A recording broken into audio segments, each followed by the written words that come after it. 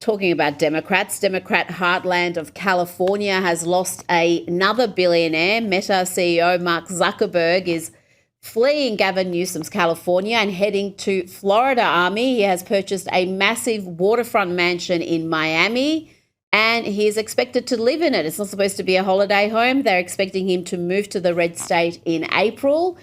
Why are so many people leaving California for places like Florida and Texas and Tennessee? It's a bit of a theme there. Yeah, I can't tell if that was a rhetorical question or a real question, Rita. Well, I mean, California is it's unbelievable.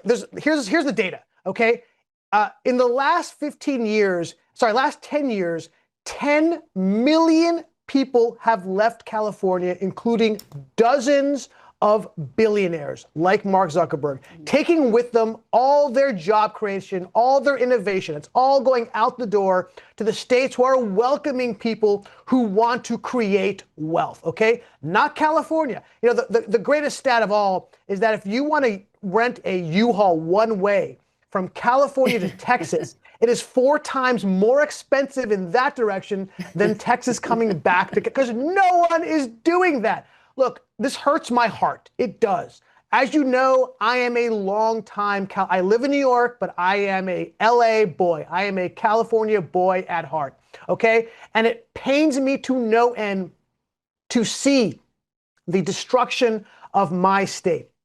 And one of the main drivers of the ultra wealthy leaving is because they've been pushing, and now they're about to possibly pass, a 5% wealth tax on the ultra rich.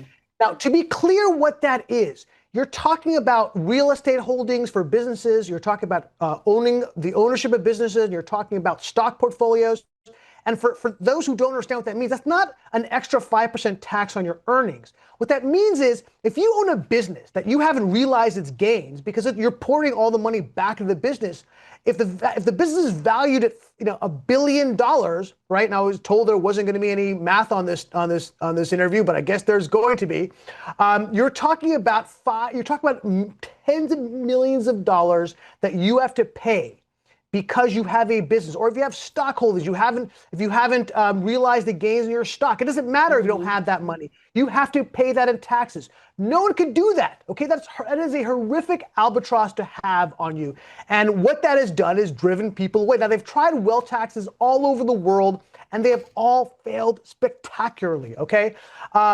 And to be clear again, the rich don't pay their fair share, right? How often do you hear that? Okay, a couple of statistics, which I think is really, really helpful here, is that the top 1%, I'm going to read the notes because these numbers are important. The top 1% of earners, right, they pay 40% of all taxes. They earn 20% of all earnings, yet pay 40%. The bottom 50% pay 3% of all taxes, but earn 13%. Okay, the bottom 50, I'm sorry these stats, but they're important. The bottom 50% pay 4% of their income in taxes. Okay, and the top 1%, they pay 27% of their income that they get in taxes. So you tell me, the rich don't pay their fair share. The rich are carrying this country. Okay, and what you're doing is you're trying to make them flee and leave. And by the way, if you do this writ large across the country, they're going to leave the country also because they just simply can't afford to do it.